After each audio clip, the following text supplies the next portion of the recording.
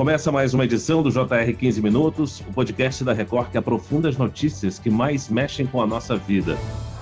A calculadora virou inimiga quando Guilherme perdeu o emprego em dezembro do ano passado. As contas já não fechavam mais e ele começou 2024 tendo que escolher quais pagar, deixando de quitar o cartão de crédito. A parcela de janeiro já estava um pouquinho mais alta do que a média, né? Eu acabei escolhendo pagar outras dívidas que tinha, como janeiro entre IPTU, IPVA, financiamento do carro. Acabei não pagando e fiquei com o nome sujo, né? Guilherme entrou para o cadastro de inadimplentes e viu a dívida do cartão de crédito saltar de 6 para 8 mil reais em pouco tempo. A angústia só acabou no mês passado. Os dados de junho do mapa da inadimplência e renegociação de dívidas, principal do segmento do Brasil, confirmam uma tendência positiva no cenário financeiro do país. Pela segunda vez seguida, o indicador mostrou uma desaceleração significativa, com uma redução de 1,25% no número de brasileiros registrados em cadastros de negativação nos últimos 60 dias. O que tem contribuído para a recente queda na inadimplência?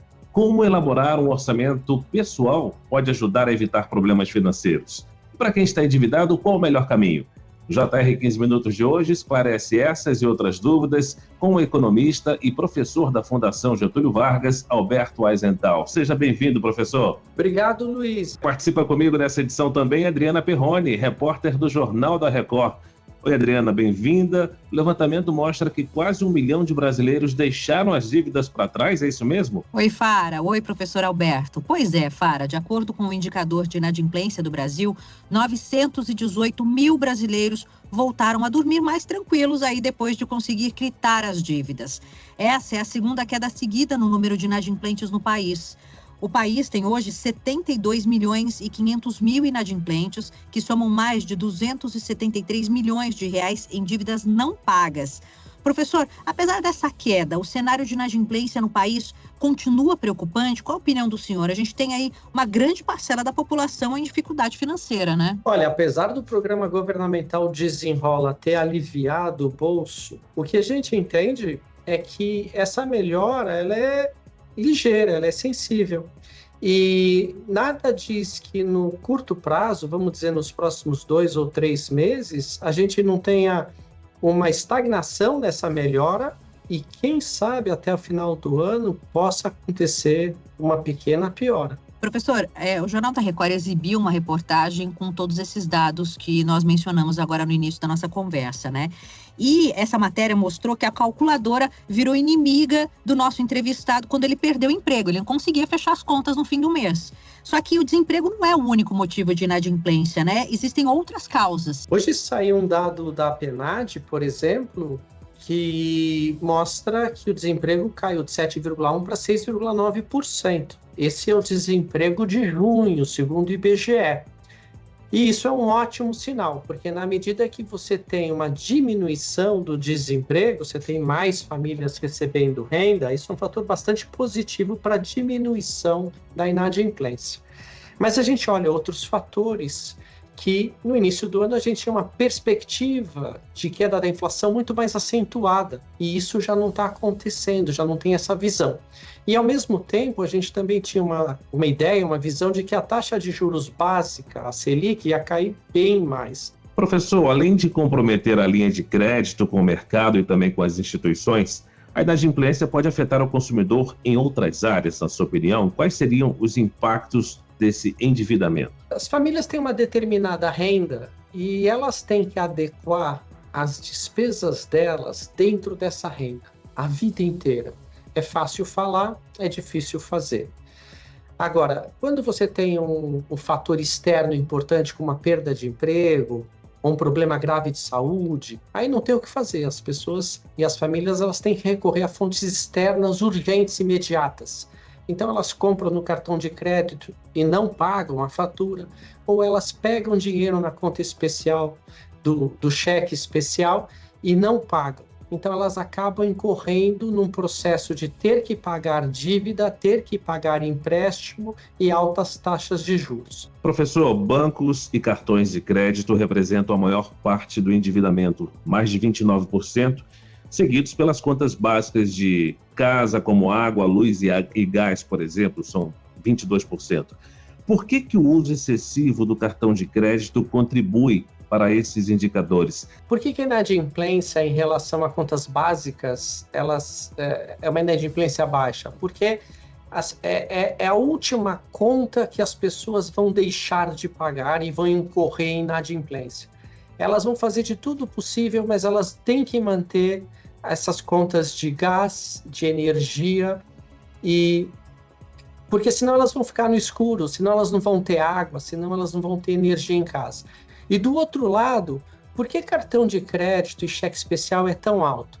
Porque é uma armadilha, é o típico financiamento ou empréstimo que, se você entra, dificilmente você consegue sair. A taxa de juros do rotativo do cartão de crédito é da ordem de 430%, 440% ao ano. E, professor, quais são as melhores práticas para evitar o endividamento com cartões de crédito? Como deve ser feito esse controle de gastos? O cartão de crédito, ele ajuda você a organizar suas contas, porque você não precisa ficar dando cheques, não precisa pagar em dinheiro. Ele facilita nesse sentido, a organizar o processo. Agora, tudo que você não deve fazer é deixar de pagar a fatura e entender que o cartão de crédito é crédito. Esse é o principal problema. A mesma coisa com o cheque especial. O cheque especial te facilita na medida em que você não carrega dinheiro, faria um cheque, paga uma conta. Mas você entrar no negativo também é o pior dos mundos. Então, na medida do possível, você não deve, ou pede para diminuir aquelas margens que eles te dão, ou até zerar, para evitar que você corra o risco de entrar e usar esses valores que eles disponibilizam para você. Professor, eu ia perguntar para o senhor como organizar aí um orçamento mensal para garantir que as contas básicas sejam pagas em dia. Olha, varia muito em função da própria renda. Então, por exemplo, para uma família de renda baixa, a alimentação consome 30%. Nas famílias mais ricas, cai para 20%, 15%. Agora, se você paga a prestação de uma casa, residência, que é uma coisa super importante, os bancos aceitam que você comprometa até 30%. Eu recomendo que você não deva gastar mais do que em aluguel ou parcela de compra 20%, estourando 20% da sua renda. Tem que colocar no papel e fazer um exercício quase que diário de anotar suas despesas, ter costume, saber o que você pode fazer ou não e perceber no final do mês e entender se você chega com o bolso até o final do mês. Agora vamos falar um pouquinho da questão da renegociação de dívidas. Quais são as melhores estratégias para organizar esses problemas financeiros? Como pagar as contas atrasadas? Aproveitar as melhores opções de acordos é a solução? Sim, você tem que aproveitar os feirões, você tem que aproveitar os desenrolas que às vezes o governo coloca à disposição. Isso, na verdade, é que nem você entrar no pronto-socorro, né? Ele te resolve de imediato e de forma urgente determinado problema. Mas se você não se educa, se você não tem o costume de controlar suas contas, o que vai acontecer no futuro próximo? Você vai voltar à mesma situação anterior. Uma estratégia é você não usar ferramentas ou instrumentos de financiamento cuja taxa de juros é absurdamente alta ou exorbitante. E se você está num cenário onde você dispõe de algum valor e quer quitar determinada taxa, dá preferência para quitar aquela taxa, aquele financiamento ou empréstimo cuja taxa de juros é mais alta. Professor, voltando à redução de 1,25% na inadimplência em maio e junho, o senhor já tinha mencionado a questão da redução no desemprego. Existem outros motivos aí que possam ter contribuído para essa queda? Pode ser sim que ainda seja um efeito do desenrola que começou no ano passado e terminou nos primeiros meses desse ano. Pode ser que a gente está sentindo ainda um efeito do desenrola, mas esse efeito já vai cessar. E a gente também vinha no momento, no primeiro trimestre, de um sentimento de melhora da questão de trabalho, de emprego, que ainda continua. A gente vinha num sentimento de melhora, de queda de inflação, que parou de acontecer e reverteu, e, por consequência, num sentimento de melhora da queda da Selic, que parou de acontecer e está estável. Professor, por outro lado, o país ainda tem mais de 72 milhões de inadimplentes. Eu queria saber como que as instituições financeiras se adaptam em termos de estratégia para lidar com esse público. E outra coisa, o senhor acredita que as empresas podem adaptar suas políticas de crédito para reduzir esse risco de inadimplência? Como seria isso? Olha, os bancos e as empresas eles vão tomar uma grande precaução na concessão de novos empréstimos, porque na medida que eles percebem que tem uma massa de pessoas inadimplente, com dívida ou inadimplente, o que elas vão fazer, elas travam a concessão de crédito, travam a rolagem de dívida. E isso para manter a saúde financeira delas como empresas.